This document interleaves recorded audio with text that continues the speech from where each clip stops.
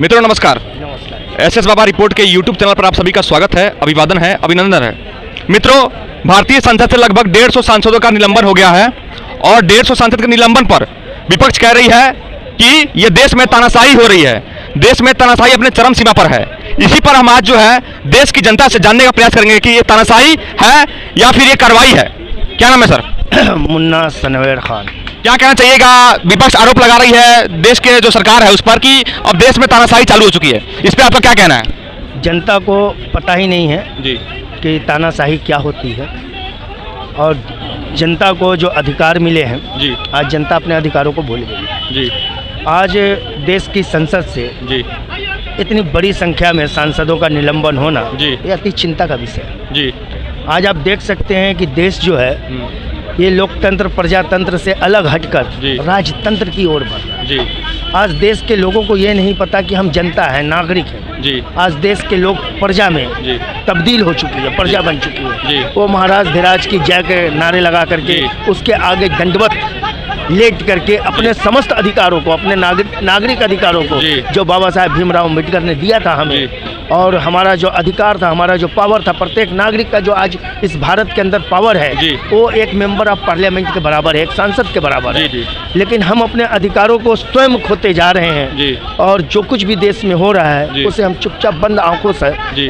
देख रहे जी। हैं और एक दल एक पार्टी के जयकारे के नारे लगा रहे हैं। जी ये बड़े लेकिन सरकार जो है ये कह रही है, सरकार कह रही है कि अगर आपको धरना करना है तो आप जंतर मंतर पर जाके करिए।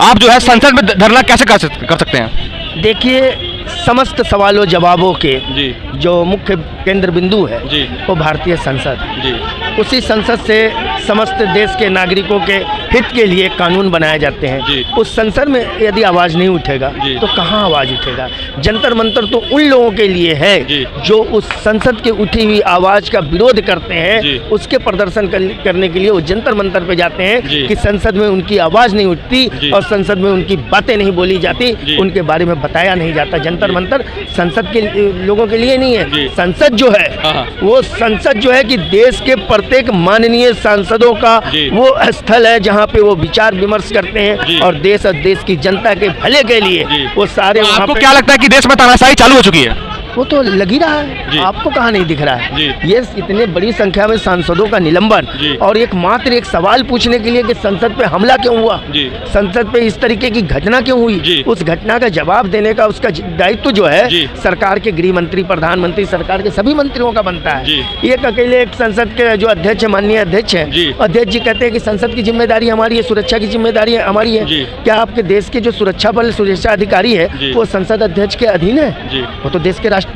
राष्ट्रपति और गृह मंत्री के अधीन है। जी जी तो जवाबदेही उनकी बनती है। जी। संसद की सुरक्षा करना, संसद के प्रवेश द्वार की, संसद के चारों तरफ की सुरक्षा करना जी। वो हमारे सुरक्षा अधिकारी, हमारे सैनिकों का, हमारे पुलिस का काम है। जी। तो उसकी सारी जिम्मेदारी उसके सबसे बड़े अध्यक्ष और मुखिया माननीय गृह मंत्री जी हैं। तो वो उनकी सुरक्षा की वो बंदोबस्त करेंगे। जी। संसद के अंदर की जो कार्रवाई होती है, जी। संसद के अंदर जो नियम बनाए जाते जी, हैं जी। उनके लिए संसदीय अध्यक्ष उनको बनाया जाता है, वो पूरी देखभाल करते हैं। लेकिन सुरक्षा